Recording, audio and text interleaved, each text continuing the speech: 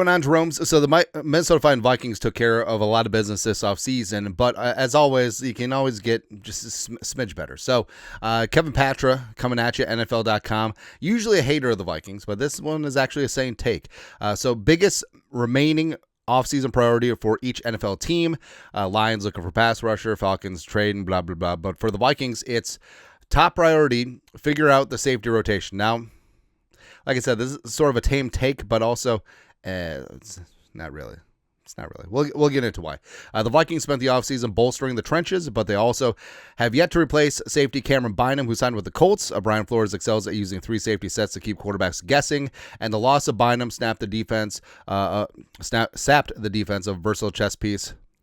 Not really. I mean, Beasley played 70% of his snaps at free safety, so he wasn't the chess piece that a Metellus or a Harrison Smith is, but okay.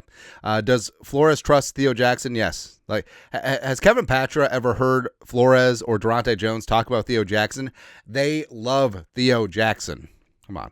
A 2022 6th-round pick who has logged 0 starts and 222 defensive snaps thus far in his career? Yes. Yes, he does.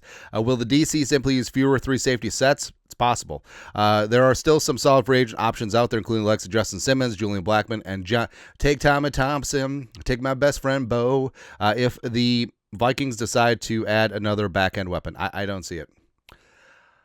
Absent the Vikings adding Jalen Ramsey on the league minimum and him playing all-around DB, I really just don't see the Vikings signing yet another name safety. But with Beasley, yeah, I mean, it stinks because Bynum had a career year last year and was really fantastic beyond just the vibe that he brought to the table and turnover sells, all that stuff. But there is a lot of snaps to replace. So last year, Bynum played 1,056 snaps, basically 89% of the Vikings' defensive snap total. You got Harrison Phillips, Josh Metellus in there, Theo Jackson got a smidge of work, as well as Carry On My Jayward Son got in there in garbage time as well. So basically, all 3 safeties played 1,000+ snaps, and since Flores has come in, it was a 3 safety look. It is the effing Trident, right? So that is the new base defense. And with Theo, I mean, he didn't even mention that the Vikings extended Theo on a 2-year deal worth up to $12 million. So obviously, I mean, that's not backup money, right? So it's another sign of faith. They're extending him to a 2-year deal before he takes over as starter, just like they did with Metellus a couple years ago. So I do think that Theo Jackson can 1-for-1 replace Cameron Beasley Bynum, and it won't be an aggregate replacement. I do think that if the Vikings keep up the 3 safety look, Theo Jackson will just play Cameron Bynum snaps. And as I said, he played about 70% of his snaps, 700+ as a free safety, and that's Theo Jackson's bag.